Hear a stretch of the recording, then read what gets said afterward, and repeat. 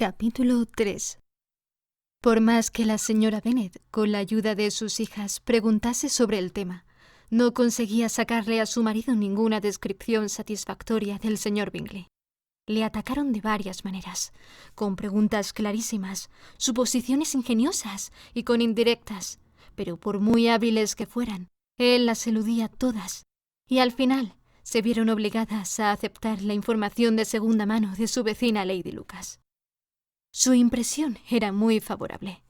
Sir William había quedado encantado con él. Era joven, guapísimo, extremadamente agradable, y para colmo pensaba asistir al próximo baile con un grupo de amigos. No podía haber nada mejor. El que fuese aficionado al baile era verdaderamente una ventaja a la hora de enamorarse, y así se despertaron vivas esperanzas para conseguir el corazón del señor Bingley. Si pudiera ver a una de mis hijas viviendo felizmente en Netherfield y a las otras igual de bien de casadas, ya no desearía nada más en la vida, le dijo la señora Bennet a su marido. Pocos días después, el señor Bingley le devolvió la visita al señor Bennet y pasó con él 10 minutos en su biblioteca. Él había abrigado la esperanza de que se le permitiese ver a las muchachas, de cuya belleza había oído hablar mucho, pero no vio más que al padre. Las señoras fueron un poco más afortunadas, porque tuvieron la ventaja de poder comprobar desde una ventana alta que el señor Bingley llevaba un abrigo azul y montaba un caballo negro. Poco después le enviaron una invitación para que fuese a cenar, y cuando la señora Bennet tenía ya planeados los manjares que darían crédito de su buen hacer de ama de casa, recibieron una respuesta que echaba todo a perder. El señor Bingley se veía obligado a ir a la ciudad al día siguiente, y en consecuencia no podía aceptar el honor de su invitación. La señora Bennet se quedó bastante desconcertada. No podía imaginar qué asuntos le reclamaban en la ciudad tan poco tiempo después de su llegada a Hertfordshire, y empezó a temer que iba a andar siempre revoloteando de un lado para otro sin establecerse definitivamente, como es debido en Netherfield. Lady Lucas apaciguó un poco sus temores, llegando a la conclusión de que solo iría a Londres para reunir a un grupo de amigos para la fiesta, y pronto corrió el rumor de que Bingley iba a traer a 12 damas y 7 caballeros para el baile. Las muchachas se afligieron por semejante número de damas, pero el día antes del baile se consolaron al oír que en vez de 12 había traído solo a 6, 5 hermanas y una prima. Y cuando el día del baile entraron en el salón, solo eran 5 en total: el señor Bingley, sus 2 hermanas, el marido de la mayor y otro joven. El señor Bingley era apuesto, tenía aspecto de caballero, semblante agradable y modales sencillos y poco afectados. Sus hermanas eran mujeres hermosas y de indudable elegancia. Su cuñado, el señor Hurst, casi no tenía aspecto de caballero, pero fue su amigo, el señor Darcy, el que pronto centró la atención del salón por su distinguida personalidad. Era un hombre alto, de bonitas facciones y de porte aristocrático. Pocos minutos después de su entrada, ya circulaba el rumor de que su renta era de 10.000 libras al año. Los señores declaraban que era un hombre que tenía mucha clase. Las señoras decían que era mucho más guapo que Bingley, siendo admirado durante casi la mitad de la velada, hasta que sus modales causaron tal disgusto que hicieron cambiar el curso de su buena fama. Se descubrió que era un hombre orgulloso, que pretendía estar por encima de todos los demás y que demostraba su insatisfacción con el ambiente que le rodeaba. Ni siquiera sus extensas posesiones en Derbyshire podían salvarle ya de parecer odioso y desagradable, y de que se considerase que no valía nada en comparación de su amigo. El señor Bingley enseguida trabó amistad con las principales personas del salón. Era vivo y franco, no se perdió ni un solo baile. Lamentó que la fiesta acabase tan temprano y habló de dar él una en Netherfield. Tan agradables cualidades hablaban por sí solas. ¿Qué diferencia entre él y su amigo? El señor Darcy bailó solo una vez con la señora Hurst y otra con la señorita Bingley. Se negó a que se le presentasen a ninguna otra dama, y se pasó el resto de la noche deambulando por el salón y hablando de vez en cuando con alguno de sus acompañantes. Su carácter estaba definitivamente juzgado. Era el hombre más orgulloso y más antipático del mundo, y todos esperaban que no volviese jamás por allí. Entre los más ofendidos con Darcy estaba la señora Bennet, cuyo disgusto por su comportamiento se había agudizado convirtiéndose en una ofensa personal por haber despreciado a una de sus hijas. Había tan pocos caballeros que Elizabeth Bennet se había visto obligada a sentarse durante 2 bailes. En ese tiempo, Darcy estuvo lo bastante cerca de ella para que la muchacha pudiese oír una conversación entre él y el señor Bingley, que dejó el baile unos minutos para convencer a su amigo de que se uniese a ellos. «Ven, Darcy», le dijo, «tienes que bailar. No soporto verte ahí de pie solo y con esa estúpida actitud. Es mejor que bailes». «No pienso hacerlo. Sabes cómo lo detesto, a no ser que conozca personalmente a mi pareja.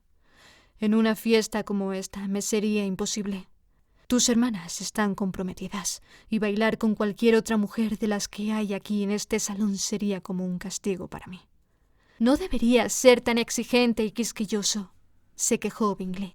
«Por lo que más quieras, palabra de honor, nunca había visto a tantas muchachas tan encantadoras como esta noche, y hay algunas que son especialmente bonitas».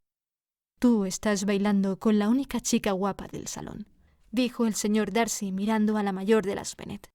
«Oh, ella es la criatura más hermosa que he visto en mi vida, pero justo detrás de ti está sentada una de sus hermanas que es muy guapa, y apostaría que es muy agradable. Deja que le pida a mi pareja que te la presente». «¿Qué dices?». Y volviéndose miró por un momento a Elizabeth, hasta que sus miradas se cruzaron. Él apartó inmediatamente la suya y dijo fríamente: «No está mal, aunque no es lo bastante guapa como para tentarme, y no estoy de humor para hacer caso a las jóvenes que han dado de lado otros. Es mejor que vuelvas con tu pareja y disfrutes de sus sonrisas, porque estás malgastando el tiempo conmigo». El señor Bingley siguió su consejo. El señor Darcy se alejó, y Elizabeth se quedó allí con sus no muy cordiales sentimientos hacia él. Sin embargo, contó la historia a sus amigas con mucho humor porque era graciosa y muy alegre, y tenía cierta disposición a hacer divertidas las cosas ridículas. En resumidas cuentas, la velada transcurrió agradablemente para toda la familia. La señora Bennet vio cómo su hija mayor había sido admirada por los de Netherfield. El señor Bingley había bailado con ella 2 veces, y sus hermanas estuvieron muy atentas con ella. Jane estaba tan satisfecha o más que su madre, pero se lo guardaba para ella. Elizabeth se alegraba por Jane. Mary había oído cómo la señorita Bingley decía de ella que era la muchacha más culta del vecindario, y Catherine y Lydia habían tenido la suerte de no quedarse nunca sin pareja, que, como les habían enseñado, era lo único que debían preocuparse en los bailes. Así que volvieron contentas a Longbourn, el pueblo donde vivían, y del que eran los principales habitantes. Encontraron al señor Bennet aún levantado, con un libro delante, perdía la noción del tiempo, y en esta ocasión sentía gran curiosidad por los acontecimientos de la noche que había despertado tanta expectación. Llegó a creer que la opinión de su esposa sobre el forastero pudiera ser desfavorable, pero pronto se dio cuenta de que lo que iba a oír era todo lo contrario. «Oh, mi querido señor Bennet», dijo su esposa al entrar en la habitación, «hemos tenido una velada encantadora. El baile fue espléndido. Me habría gustado que hubieses estado allí. Jane despertó tal admiración. Nunca se había visto nada igual. Todos comentaban lo guapa que estaba. Y el señor Bingley la encontró bellísima y bailó con ella 2 veces. Fíjate, querido, bailó con ella 2 veces. Fue a la única de todo el salón a la que sacó a bailar por 2ª vez. La primera a quien sacó fue a la señorita Lucas.